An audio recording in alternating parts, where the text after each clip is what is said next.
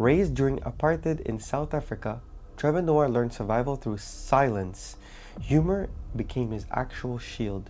But years into the success, he admitted the hardest thing wasn't building a career, it was letting people help him emotionally.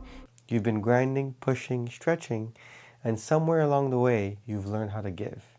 You gave energy, you gave effort, you gave more than you thought you had, but there's a wall you can't climb alone. Not because you're weak, but because you're not supposed to. There comes a moment in every journey where the next level isn't about more effort. It's about allowing help.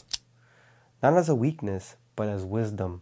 This is the ask, and most people never learn how to do it because they were taught if you're strong, you don't need anyone. If you're focused, you don't rely on others. If you're disciplined, you just do it alone anyways.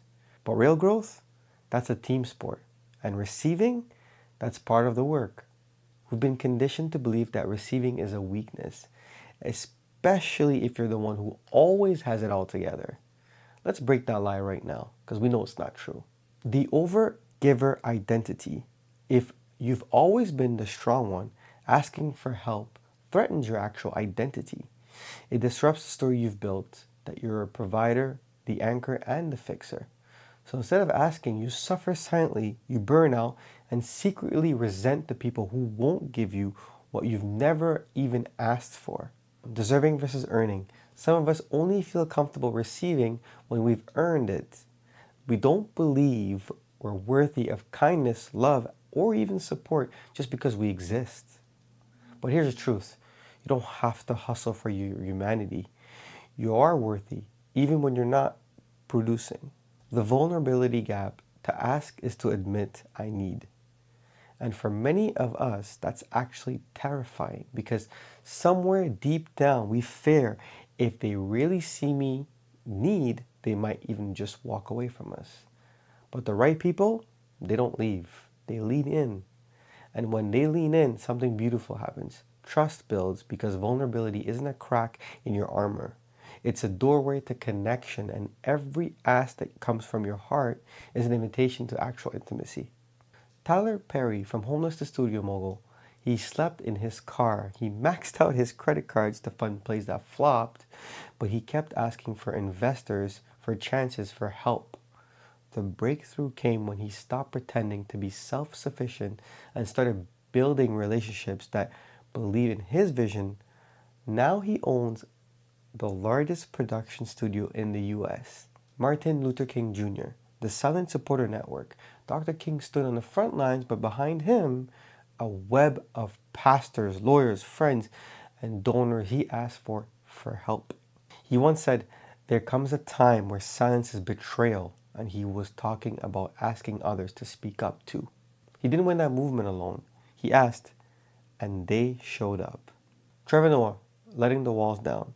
Raised during apartheid in South Africa, Trevor Noah learned survival through silence. Humor became his actual shield.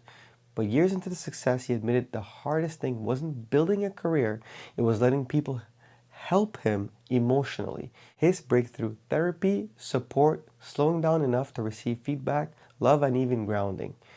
The ask wasn't for opportunity, it was for healing. It's time to train your ability to receive. Now here's how. The mirror ask. Look in the mirror and say this. What do I need right now? And who can help me? Name the need, name the name, and say it out loud. The text you've been avoiding. Send it. Not the perfect version, just this. Hey, I've been trying to carry this alone. Can I talk to you about something? Simple as that. That's the stretch. That's the ask. Do this in your journal this time.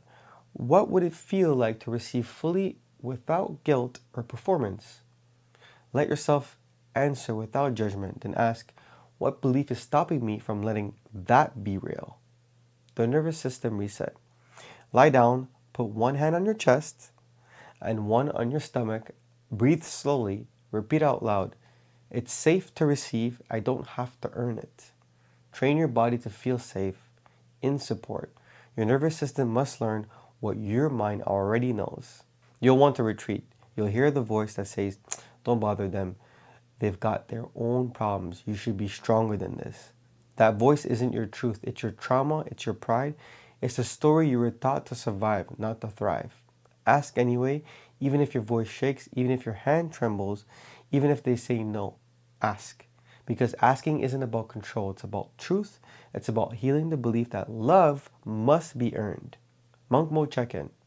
Do the 10-minute stillness. Breathe and receive. Try this challenge. Ask for one thing you usually deny yourself. Give this a try in your journal. What belief makes receiving feel unsafe? And is it still true? You've stretched, you've disciplined, and you've grown. But now it's time to open, to let the love in, the help, the blessing you've been too proud to claim. Because the next level of monk mode isn't about going further. It's about letting life come to you. You're not a machine. You're not a brand. You're not a savior either. You're a human. And humans need. Ask, receive, heal, and watch how much easier life moves when you finally let it in. You've asked, you've received, but now what do you do with the wounds? Tomorrow, we talk about what happens after the healing begins. When the old pain still lingers and the scars start to show. Because the next phase of growth isn't about pretending you're untouched. It's about owning your scars without the shame. Day 25 is called The Scars. And it's where we reclaim the power in our past and learn how to wear our own story and not hide who we were. And don't forget, stay grateful for what you have. I'll see you in the next one.